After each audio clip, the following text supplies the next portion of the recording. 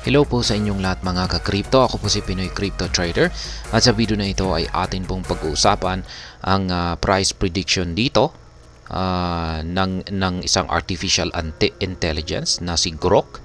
Yan, dito kay Shiba Inu. Kung saan ang sabi po rito ay Elon Musk Grok AI shares 2 bullish forecast for Shiba Inu by month end. Ayan. Ito po ay dalawang bullish price prediction ang ibinahagi ng Grok AI ni Ginoong Elon Musk para dito kay Shiba Inu pagsapit po ng katapusan ng buwan na ito. Yan, bago po natin alamin ang dalawang prediction na yan ni Grok AI dito kay Shiba Inu, ay nais ko lamang po munang bigyang linaw ang aking disclaimer kung saan ang nilalaman po ng video na ito ay hindi po ito isang financial advice. For education and information purposes lamang po ang layunin nito. Maliban po dito ay nais ko na rin pong magbigay babala na wala pong kahit anumang group chat ang Pinoy Crypto Trader. Elon Musk AI chatbot Grok predicts that Shiba Inu will have a bullish close by the end of April 2024. Yan, itong si Grok AI ay gawa po ito ni Ginoong Elon Musk. Ayan, ito po yung kanyang sariling artificial intelligence. Kaya ayan, itong si Ginoong Elon Musk, mga hindi po nakakakilala sa kanya, isa po siya sa pinakamayaman ngayon dito, pinakamayaman na tao sa buong mundo. At siya po ay yumaman sa pamamagitan po ng teknolohiya or advanced technology. Yan, kaya mas kilala po siya sa tawag na tech billionaire. Kasi yung mga kumpanya po, yung kanyang mga kumpanya ay mga about technologies. Ay siya, ayan, dati ay kasama po siya sa nagdi-develop ng artificial intelligence na naunang lumabas na si ChatGPT. Yan, pero umalis po siya kasi natakot po siya sa mga artificial intelligence. At marami po siyang mga video diyan nagsasabing nakakatakot daw ang artificial intelligence, kaya po siya kumalas sa development ng ChatGPT. Pero itinuloy po ng mga developers ng ChatGPT, kaya yan hanggang sa natapos na at nailabas na nila si ChatGPT. At ngayon nung nakita ito ni Ginoong Elon Musk na maraming nagkakagusto kay ChatGPT, ay ayan, naglabas na rin siya ng kanyang sariling artificial intelligence, at ito na po ngayon ay si Grok AI. At ayan, tulad po ni ChatGPT ay ginagamit na rin po itong si Grok AI sa pag-predict ng mga cryptocurrencies. Katulad po ng kanilang ginawa dito kay Shiba Inu, kung saan ay naglabas po ito ng prediction. Ayan, isa pong bullish prediction pagsapit po ng katapusan ng buwan na ito or April 2024. Yan. Kung pag sinabi po nating bullish close, yan ay magtatapos po siya or magtatapos po ang buwan na ito. Yan, or yung performance ni Shiba Inu sa buwan na ito ay magtatapos sa isang gain or positive gain or paglago sa kanyang presyo. Kaya yan po ang ating aalamin dito. Amid the price plunge, Shiba Inu dipped to 40 digits 2672 yesterday before rebounding to the 40 digits 2800 level. Kaya ayan, kahapon daw po ay bumagsak siya sa presyong 2672. Pero ayan, naka-recover naman po siya at umangat sa presyong 40 digits 2800. Check po natin yung kanilang latest price ngayon dito sa chart ni TradingView. Yan, TradingView po. Yan, kasi may mga nagtatanong po kung ano yung ginagamit kong platform dito sa pagti-technical analysis dito sa mga cryptocurrencies ay itong si TradingView. Yan, ginagamit ko lamang po ito sa pagti-technical analysis. Pero yung platform na ginagamit ko po sa pagtitrade ay iba naman po. At ayan, ang kasalukuyang presyo ni Shiba Inu ngayon ay naglalaro po sa 40 digits 2760. At ayan, napunta na naman siya sa ilalim ng support line natin dito na 40 digits 2776. Pero sa kabuuan ay ito pa rin ay naglalaro sa loob ng isang symmetrical triangle pattern. Kaya yan nga, kahapon ay may nabuo po itong isang bearish na candlestick. Ayan, at ito nga ay bumagsak. Ayan, galing po siya sa presyong yan, yung kanyang pinakamataas na presyo na nakamit kahapon ay nasa 28.16, tapos bumagsak siya ng hanggang 27.20. Pero ngayon ay naglalaro na po siya sa presyong 40 digits 2760. Grook's bullish prediction. Yan, dito na po tayo sa bullish prediction ni Grok AI. Elon Musk versatile AI chatbot Grook predicted a bullish close for the token by the end of April 2024. Yan. Ang kanyang itong si AI chatbot Grook ay yan nga, naglabas ng isang bullish close para yan sa katapusan ng buwan na ito. Ayan. Magsasara ito ay siguro baka check natin kung mababasag niya yung upper portion ng ating symmetrical triangle pattern dito. Ayan, base sa prediction ni Grok AI. Kasi yan naman po talaga yung inaabangan natin dito, yung kung kailan mababasag yung upper portion ng symmetrical triangle pattern natin dito. Kasi kung nabasag po ito ay talagang isa po itong matinding bullish breakout. Grok provided two bullish predictions for Shiba Inu following a comprehensive analysis of the token's technical data and market condition. Ayan. Meron siyang dalawang inilabas dito na bullish prediction. Ibig pong sabihin ay dalawang price target ang kanyang ibinahagi rito. Speculated that Shiba Inu might record a modest gain that could take its profit to ayan, yung kanyang unang first target 40 digits 3 by April 20. This represents an increase of 7.1% from the current price of 40 digits 2801. Kaya yan, pagsapit daw po ng April 30 ay magagawang akyatin ni Shiba Inu ang presyong 40 digits 3. Ayan, asan ba yan? Ayan, dito na yan. Malapit dito. Check natin. 40 digits 3.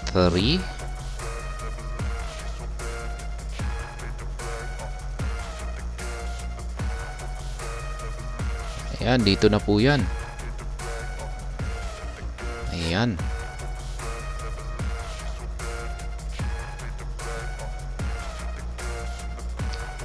Ibig sabihin ay mula sa kanyang kasalukuyang presyo na ito, pagsapit po ng April 30, kailan ba yan?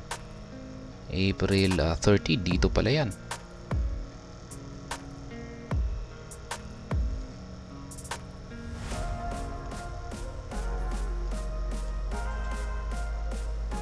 Yan, dito sa April 30 ay aakyatin niya ang presyong 40 digits 3. Ayan. Ayun yan kay Grok AI, pero sa tingin ko ay maaga po niyang aakyatin ito. Kasi kung mapapansin po natin dito ay napakalapit na po siyang magkaroon ng breakout dito. Ayan, sa tingin ko ay yan, ipit na po siya. Siguro sa mga April 20 ay magkakaroon na tayo ng breakout dito. Ayan, kung hindi pa magkakaroon ng breakout dito ay mga sa April 20 ay sa tingin ko breakout na yan. At kung sakaling nagkaroon siya ng breakout dito ay mahihit na po niya ang price target dito ni Grok AI at hindi po kailangang umabot ng April 30. Yan. Sa tingin ko mas maaga po niyang mahihit yan.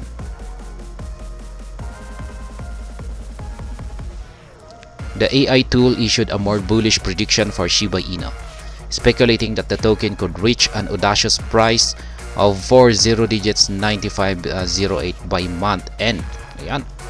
Audacious price. Ibig sabihin ay napakalaki or napakataas na presyo ang posibleng akyatin ni Shiba Inu dito sa kanyang pangalawang price prediction.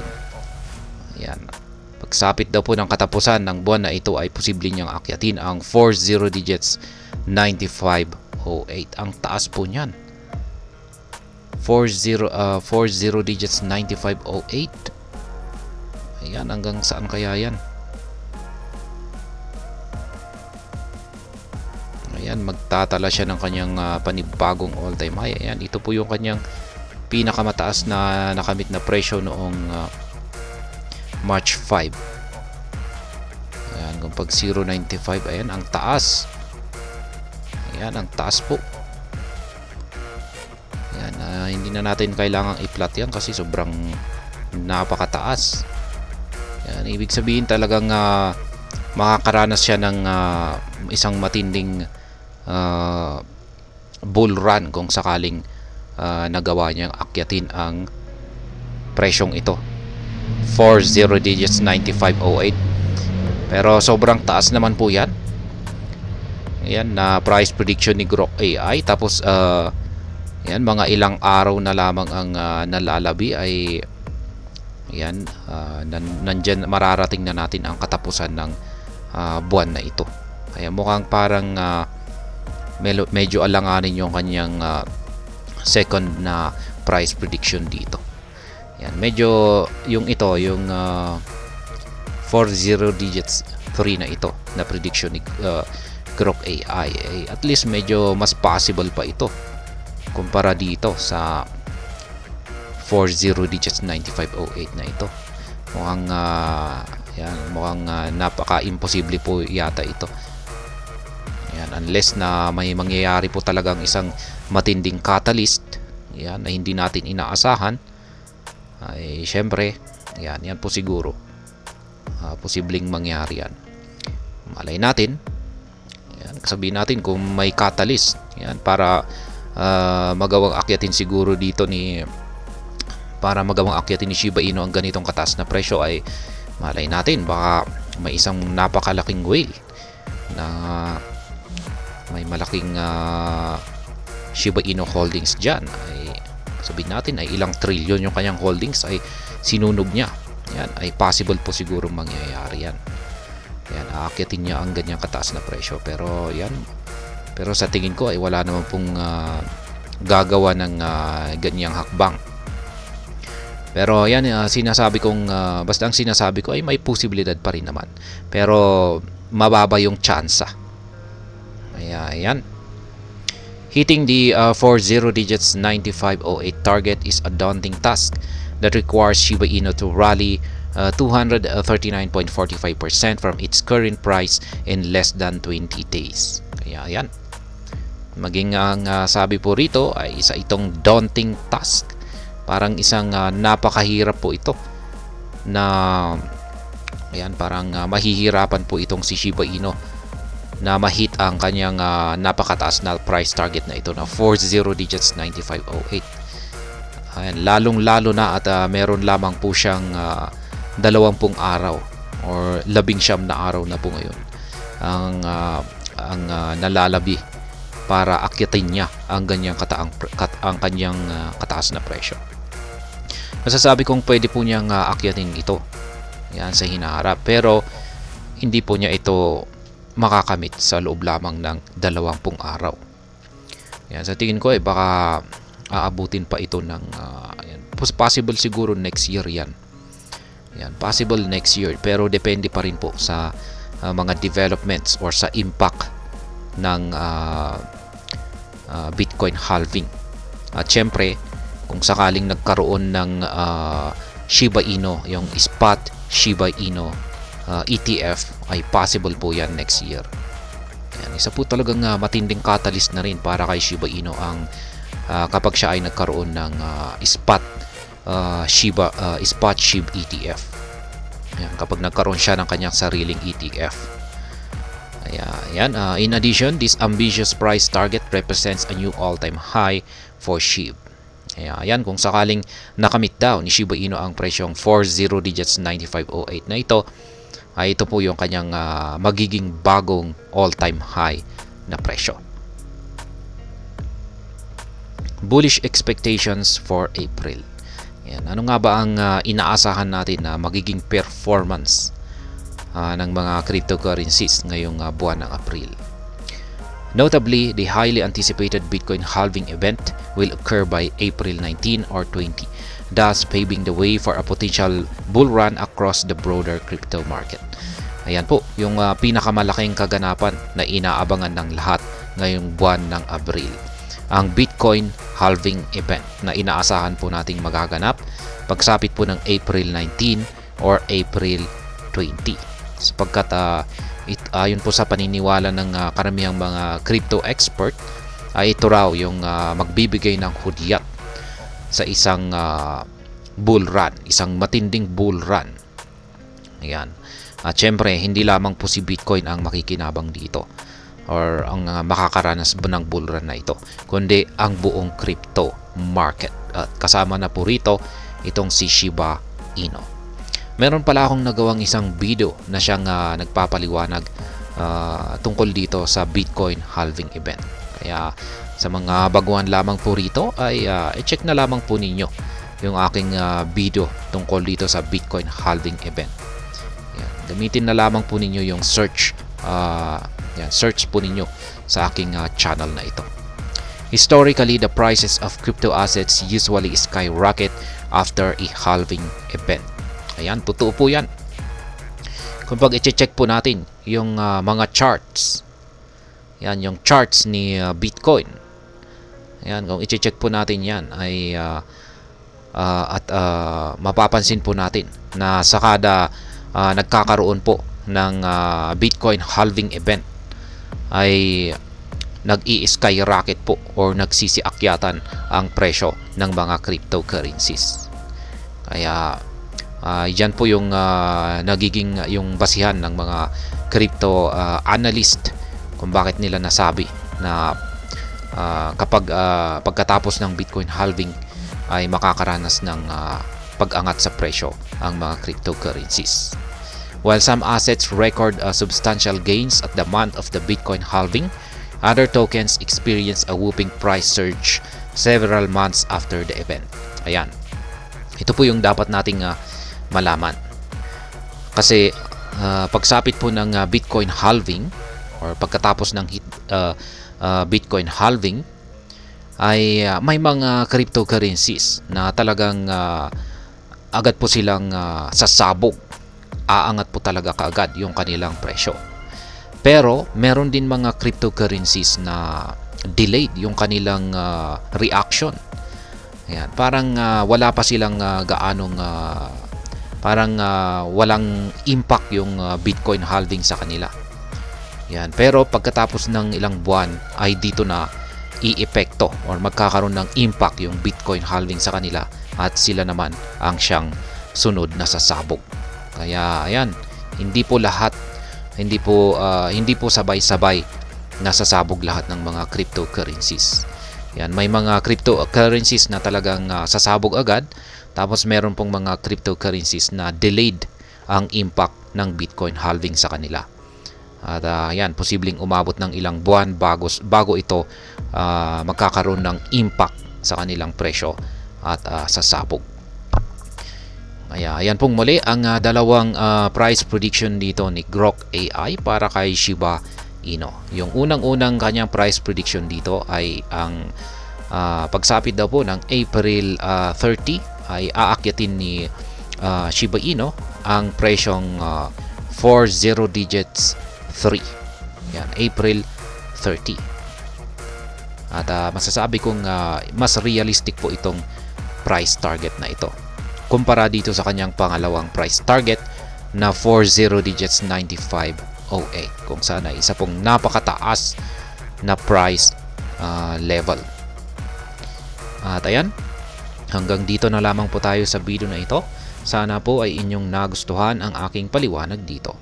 Kung inyo po itong nagustuhan, pakiclick lamang po ang like button nito. Para naman po sa mga bago lamang dito, kayo po ay aking inaanyayahan para mag-subscribe. Pakiclick na rin po ang bell icon nito dahil ito po ang siya magsisilbing notification nito sa mga bago kong videos na akin pong ina-upload sa aking YouTube channel na ito. Marami pong salamat sa panonood, ingat po tayo lagi, at God bless po sa ating lahat.